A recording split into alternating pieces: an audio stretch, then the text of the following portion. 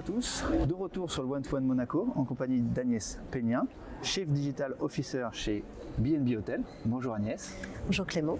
Est-ce que dans un premier temps, tu pourrais te présenter ton parcours professionnel? Je m'appelle Agnès Peña et donc je suis Chief Digital Officer de B&B Hotels depuis 2 ans et demi. Et donc j'ai en charge toute la conception fonctionnelle de la plateforme digitale ainsi que le marketing digital et puis le delivery et le support et la QA. Alors, B&B Hotels est une enseigne qu'on connaît bien en France. Malgré tout, est-ce que tu peux nous représenter un petit peu l'ADN de la marque, qui est vraiment ce groupe et le cœur de métier? B&B Hotels est né en France, à Brest, il y a 30 ans.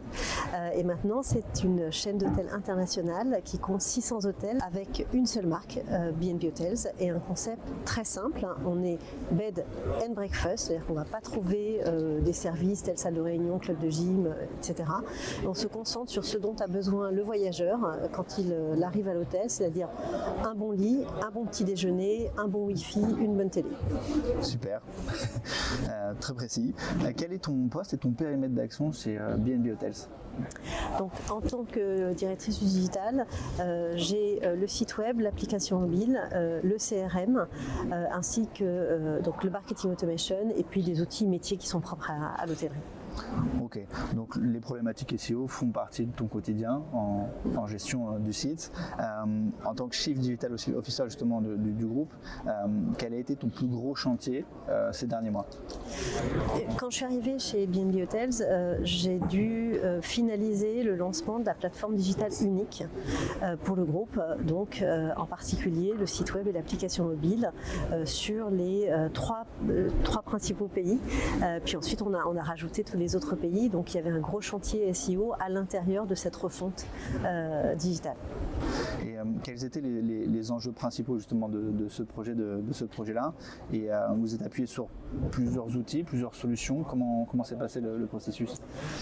Quand je suis arrivée chez B&B, ils venaient de faire le choix de travailler avec l'agence Pixelion, que je connaissais parce que je travaillais aussi avec eux dans ma précédente expérience.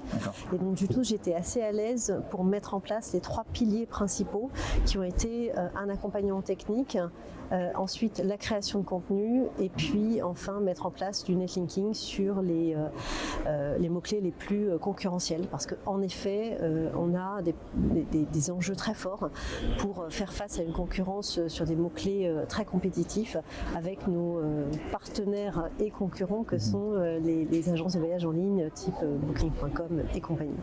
Forcément. Mais justement, c'était un peu l'objet de la prochaine question, c'était sans entrer dans les détails, quels sont les points déterminants de ce projet et comment lutter contre une concurrence aussi intense comme dans le secteur du travail, dans le travel, de l'hôtellerie. Donc voilà, c'est des points clés pour toi, la partie accompagnement, la partie netlinking et création de contenu? Mais ils sont vraiment des points clés sur lesquels il faut fonctionner en mode gestion de projet. C'est-à-dire que nous, on travaille avec les organisations des pays qui sont responsables de la création de contenu. Nous, on leur apporte une structure de gestion de projet avec un plan stratégique et le suivi des résultats. L'objectif étant de pouvoir avoir une meilleure orchestration des budgets SEA et SMA versus les budgets SEO pour maximiser en fait la valeur de notre investissement. Forcément. Intéressant. Est-ce que tu as des quick wins ou en tout cas des points clés et des éléments essentiels qu'il ne faut pas rater justement en SEO? Je dirais que c'est l'implication à la fois de la technique, donc très important, on suit de manière un certain nombre d'indicateurs techniques, de bien structurer la gestion de contenu parce que nous on a 600 hôtels, donc du coup on ne peut pas créer tout le temps du contenu sur les 600 hôtels, donc en fait il faut vraiment arriver à prioriser et compléter ça par cette approche unique netlinking. Ça ne sert à rien de faire du netlinking sur tous les hôtels, on a vraiment besoin de prioriser et puis de bien répartir le travail pour que les équipes des régions ne soient pas submergées de contenu à créer. Tu en parlais juste avant, quels sont les points de mesure que tu surveilles au quotidien? Alors en SEO, on ne peut peut-être pas parler de quotidien parce qu'il y a quand même un petit délai avant que des mises à jour de contenu donnent des effets, mais est-ce qu'il y a des points de mesure indispensables pour mesurer son activité en matière de référencement naturel et quels sont-ils? Oui, alors moi j'ai fait le choix de ne prendre qu'un seul outil qui s'appelle Monitoring planning qui en fait agrège pas mal d'autres outils pour nous donner une vision unifiée. Ce qu'on suit de manière très régulière, ce sont nos positions. On a des KPIs techniques qui nous permettent d'intervenir au cas où Google n'arrive plus à crawler notre site. Et puis, on suit bien entendu l'impact du SEO en termes de trafic et de revenus.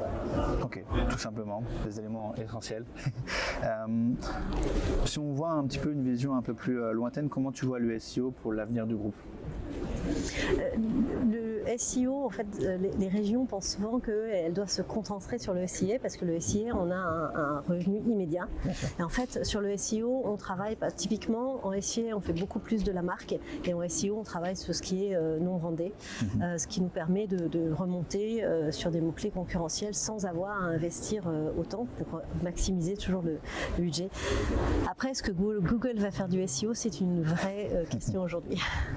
Ça ne peut vraiment le deviner, mais c'est vrai que aujourd'hui, on sait que c'est très important et ça risque de l'être encore quelques années, ce qui est plutôt une bonne chose pour ceux qui ont investi sur le SEO. Ce qui est important aussi, c'est de suivre l'impact du SEO qui est très différent entre le mobile et le desktop. Et ça, c'est un vrai enjeu. Tout à fait. Ouais. J'en parlais dans un précédent échange justement de l'impact que peut avoir techniquement un site qui n'est pas forcément bien optimisé sur le mobile sur le SEO, puisqu'on sait très bien que Google aujourd'hui apporte beaucoup d'importance au mobile et donc c'est vraiment un enjeu ultra important. On est sur le salon du One-to-One Monaco, c'est peut-être intéressant d'en parler. Pourquoi venir au One-to-One Monaco? Est-ce que c'est ta première édition? Oui, c'est ma première édition. Donc je suis ravie de pouvoir venir à ce salon dont j'entendais parler depuis un certain temps. Et puis entre-temps, il y a eu quelques suspensions, on va dire. Donc je découvre, je suis venue qu'une journée. C'est un peu short parce qu'il y a vraiment des rendez-vous de qualité à faire sur ce salon. Ça permet aussi d'écrémer un peu sur des solutions qu'on aimerait prendre ou pas, et ensuite de refixer des rendez-vous à plus long terme. Donc, je suis très, très contente de cette première édition. Super, et donc du coup j'allais dire, que penses-tu de cette édition et quels sont les thèmes chauds qui t'ont animé aujourd'hui, puisque tu n'es venu qu'une journée? Aujourd'hui j'ai rencontré beaucoup de fournisseurs, à la fois des solutions de paiement, CDP, voilà, c'est des sujets sur tout ce qui est l'évolution des plateformes digitales qui sont des sujets chauds pour une entreprise comme BNB, surtout essayer de trouver des fournisseurs qui aient une envergure internationale. Ce qui est vraiment important pour moi, c'est de ne pas être sur un salon franco-français. Ok, intéressant. Alors la dernière question, j'ai un peu la réponse, je pense. Est-ce que tu reviendras? Oui, alors on ne sait jamais de quoi est fait l'avenir, et je pense revenir. Et je pense que je ne reviendrai pas seule parce que ça me permettra d'amener certains de mes collègues qui sont peut-être plus spécialisés sur certains domaines. Super, merci beaucoup pour l'échange, Agnès. Merci.